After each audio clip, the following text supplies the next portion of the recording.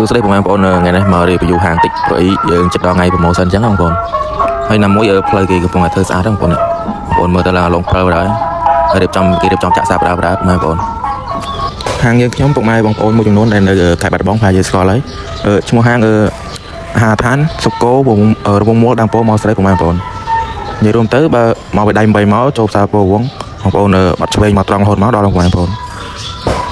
បាទហើយនៅខាងនោះវិញគេរៀបចំចាក់សាបដាបងប្អូននៅចិនវងមូលហ្នឹងគេរៀបចំចាក់ដាហើយបងប្អូនមកពីខ្សែ100មក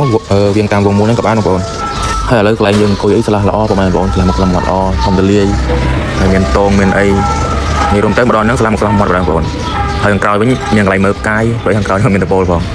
នឹងកន្លែងមើលផ្កាយបងប្អូនឆ្លាស់ល្អខាងក្រោយធំទៀតតោះឥឡូវយើងចូលមកដល់មុខម្ហូបម្ដងបងប្អូនមុខម្ហូបយើងមានដូចជាផិតបំពងក្តៅសាច់គោអាំងស្រស់បានទឹកប្រហុកបងប្អូនពូកោទឹកប្រហុកនិយាយរួមទៅមួយសេតបណ្ដោយបងប្អូនមានតាំងពីមីឆាហើយនឹងបាយឆា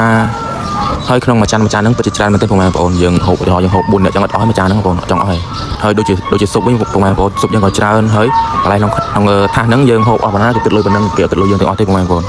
និយាយពីរឿងប្រូម៉ូសិនបងប្អូនហាងយើងខ្ញុំមានប្រូម៉ូសិនចាប់ពីថ្ងៃទី10ខែកក្កដារហូតដល់ថ្ងៃទី10ខែសីហាបងប្អូនពិតជាយូរមែនទេបងប្អូនហើយបញ្ចុះតម្លៃ20%បងប្អូនហើយបងប្អូននៅចាំទៀតនេះតើគេបញ្ចុះតម្លៃ20%បងប្អូនទោះយ៉ាងណាបងប្អូនហើយវីដេអូខ្ញុំមានតែប៉ុណ្្នឹងទេបងប្អូនអរគុណជម្រាបលា